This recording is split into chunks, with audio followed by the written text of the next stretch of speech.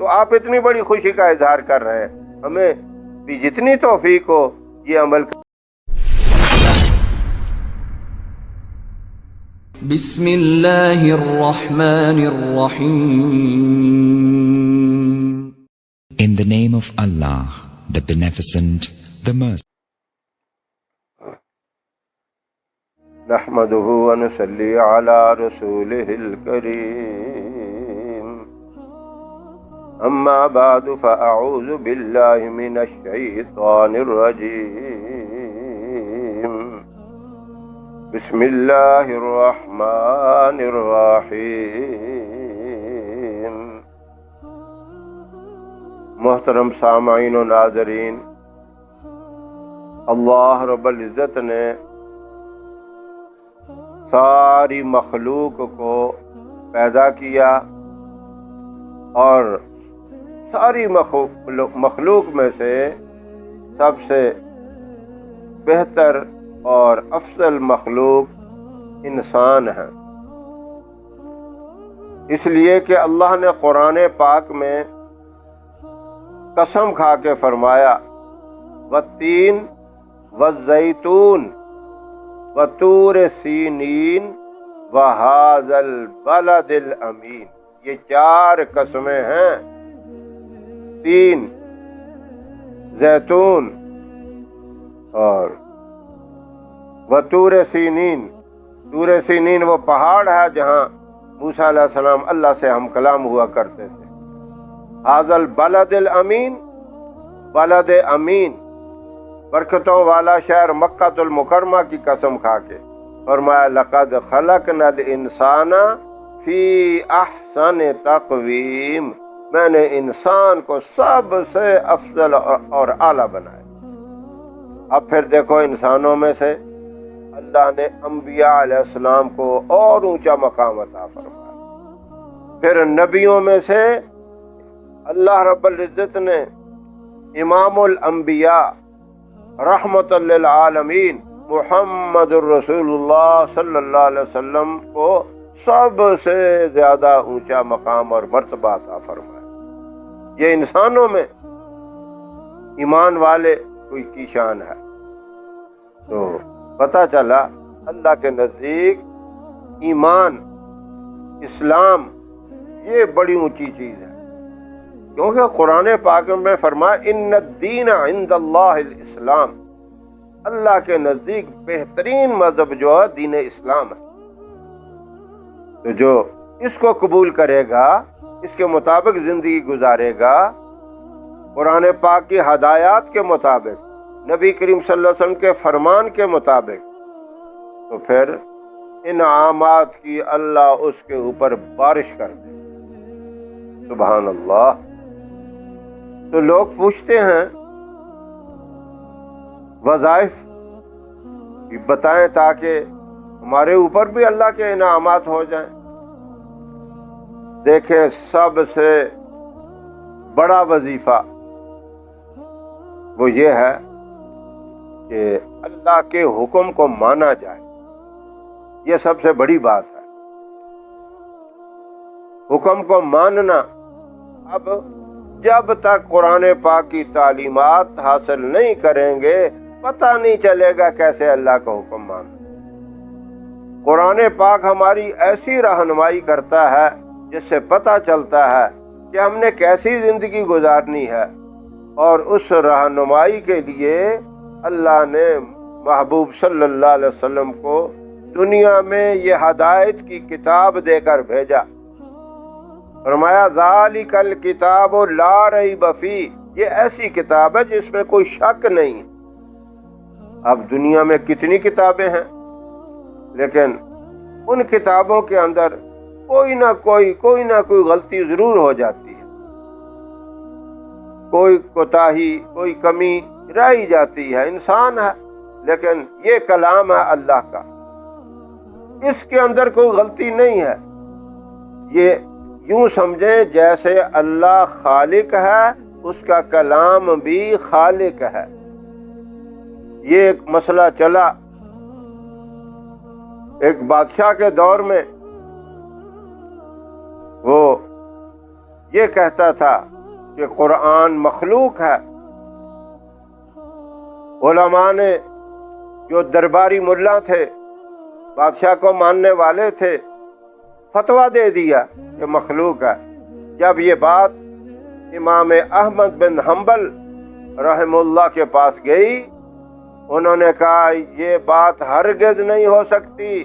جس طرح اللہ خالق ہے اس کا کلام بھی خالق ہے، اللہ ہمیشہ سے ہے، اس کا کلام بھی ہمیشہ سے رہے گا، اور اس کو جو پڑھے گا وہ بھی ہمیشہ تر و تازہ رہے گا، اس کے اوپر بھی انعامات کی بارش ہوگی۔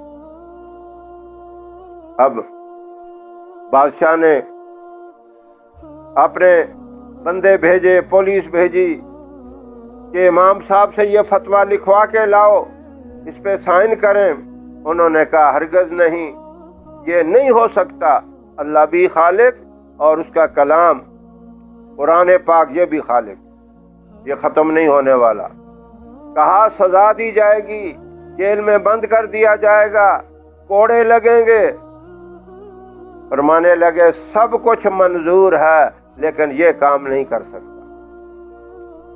اب انہیں قید کر دیا گیا، ٹارچر کیا گیا، سزائیں دی گئیں، نہیں مانے۔ آخر جلاد کو بلایا، کہا کہ کوڑے لگاؤ۔ جب جلاد آ گیا، گرز لے کر کوڑا لے کے کھڑا ہو گیا، کہا اب بھی اگر مان جاؤ تو بچ جاؤ گے، اپنی جان کی حفاظت کر لو، مان جاؤ، کہہ دو، لکھ دو فتوے کے اوپر کہ قرآن بھی مخلوق ہے۔ کہا نہیں ہو سکتا۔ بادشاہ نے کہا کہ لگاؤ کوڑے۔ جب پہلا کوڑا لگایا، لکھتے ہیں کہ وہ کوڑا اگر ہاتھی کو لگتا تو ہاتھی بھی بلبلا اٹھتا، اتنے زور سے۔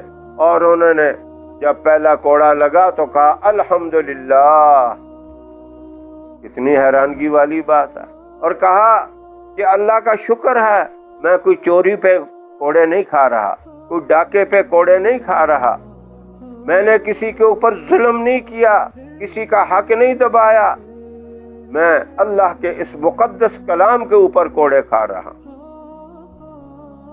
اسی طرح دوسرا کوڑا لگا، پھر بھی الحمدللہ کہا، لیکن آواز نحیف ہو گئی، آواز کمزور ہو گئی، لیکن زبان سے پھر بھی الحمدللہ، کہ جو مرضی کر لو، میری جان نکل سکتی ہے، میرے خون کے آخری قطرے سے بھی آواز آئے گی، قرآن حق ہے، اللہ کا کلام ہے، اس میں کوئی شک نہیں، ذالک الکتاب لا ریب فیہ، یہ اعلان ہے اللہ کا۔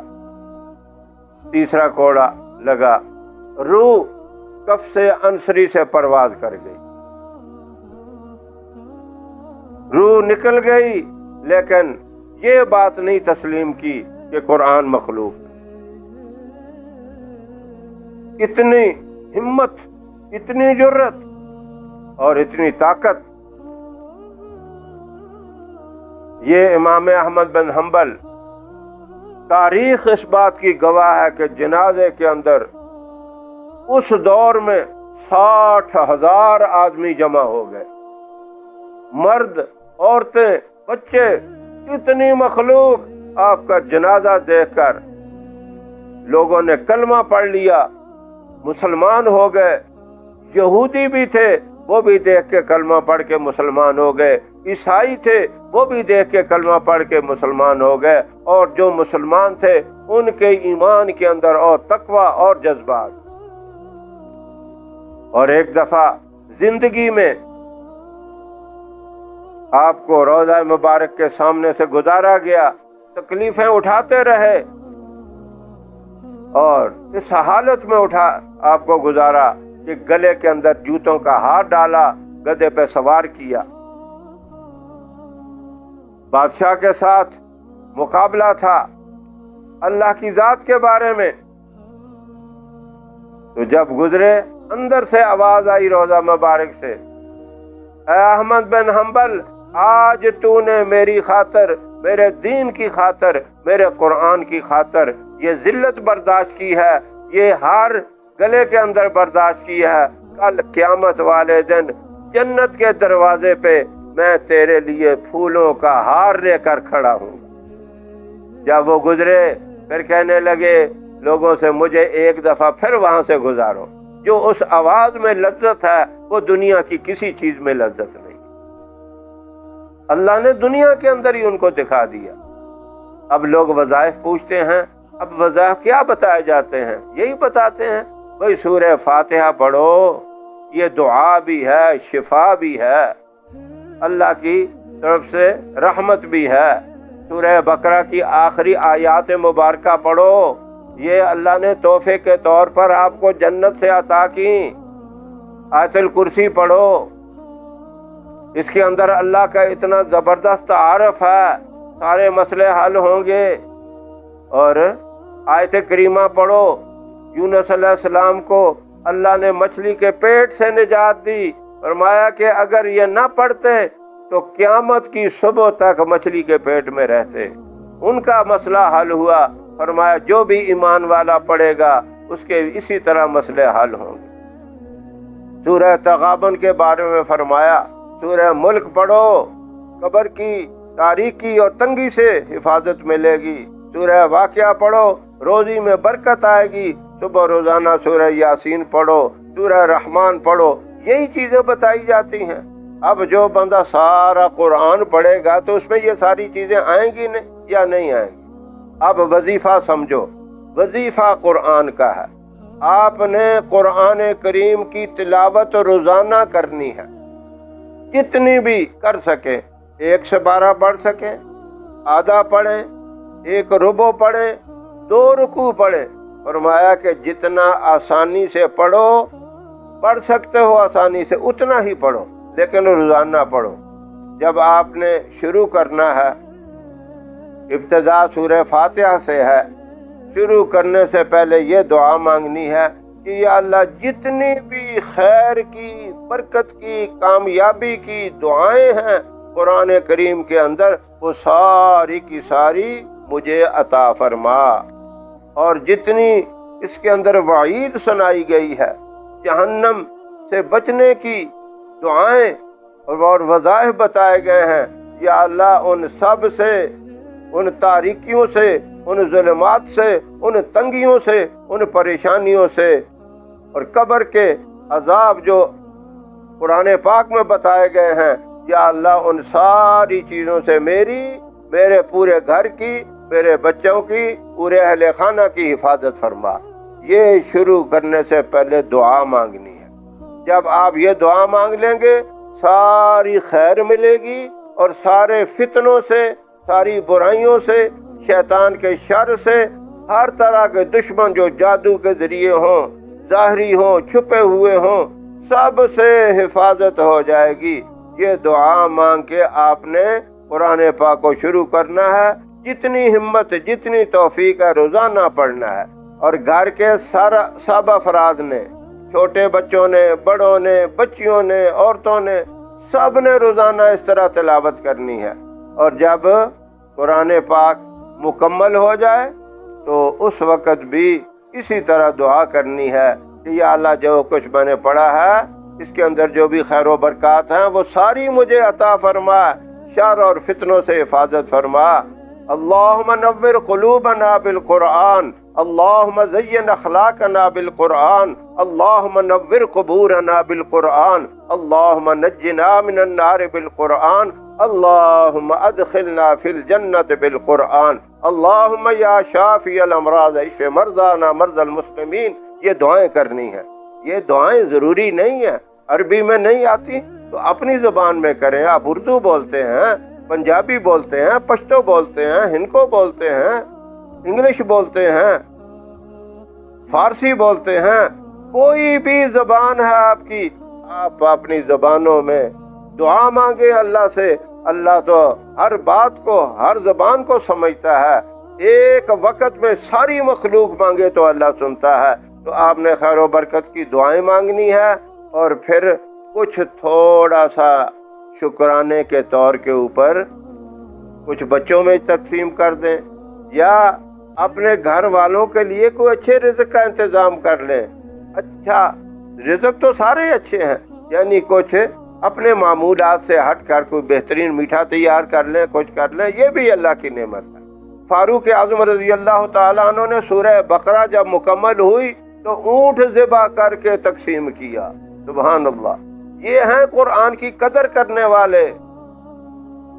آپ نے اسی لیے تو فرمایا اے عمر، اگر میرے بعد کوئی نبی ہوتا تو عمر ہوتا، لو کان بعدی نبی لکان عمر۔ اے عمر، نبوت کا سلسلہ تو ختم ہے، میں آخری نبی ہوں، میرے بعد کوئی نبی نہیں ہے، اگر نبی کوئی ہوتا تو اللہ یہ منصب آپ کو عطا فرماتا۔ تو آپ اتنی بڑی خوشی کا اظہار کر رہے ہیں، ہمیں بھی جتنی توفیق ہو یہ عمل کرنا چاہیے۔ پھر اس کی آپ برکات دیکھ لیں، سارے اگر قرآن کی تلاوت اس طرح کریں گے تو انشاءاللہ کسی اور وظیفے کی ضرورت نہیں، ہر طرح کی رہنمائی قرآن کرتا جائے گا اور اس کے اوپر عمل کرتے جائیں۔ اللہ ہم سب کو عمل کی توفیق عطا فرمائے۔ وآخر دعوانا ان الحمد للہ رب العالمین۔